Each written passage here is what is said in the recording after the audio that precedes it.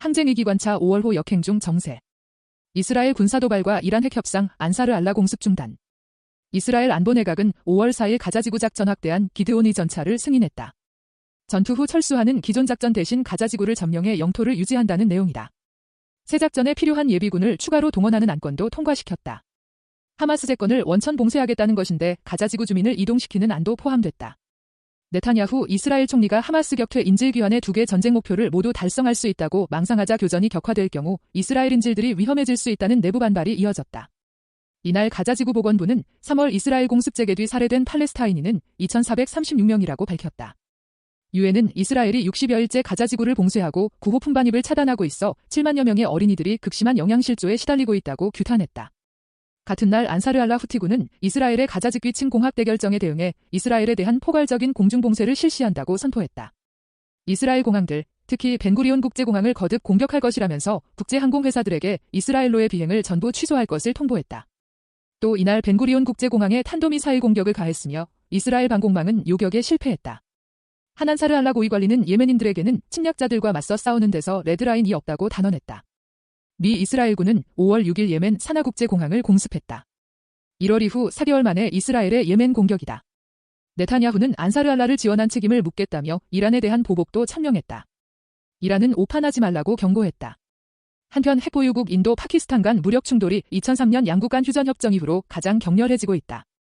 4월 20일 양국 분쟁 지역인 인도령 카슈미르 지역 휴양지 파할감 인근에서 발생한 총기 테러에서 비롯됐다.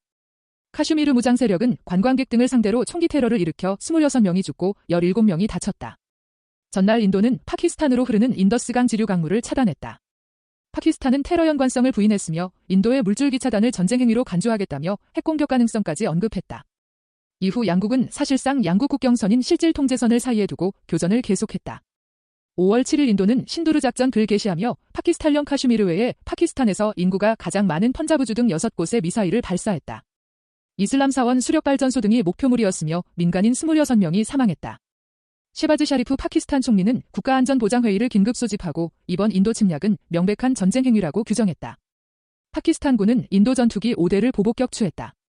전면전으로 치닫던 중에 5월 10일 양국은 극적으로 휴전에 합의했다.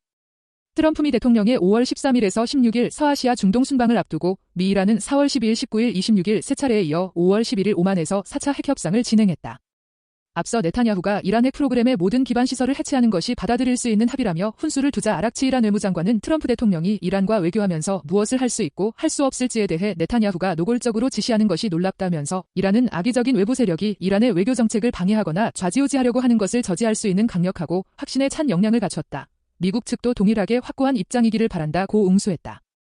한편 5월 6일 트럼프는 안사르 알라가 상선 공격 중단을 약속했다면서 이들에 대한 미군의 공습을 즉각 중단하겠다고 발표했다. 안사르 알라 발표에 따르면 최근 40여일간 미 전투기들이 예멘 전역에 1200차례 공습을 가해 수많은 민간인 사상 시설 파괴의 범죄를 저질렀다. 팔레스타인전 발발 이후 미는 예멘 공습을 빈번히 벌였으며 3월부터 대규모 군사 공격을 개시하고 공습 강도를 최대로 올렸다.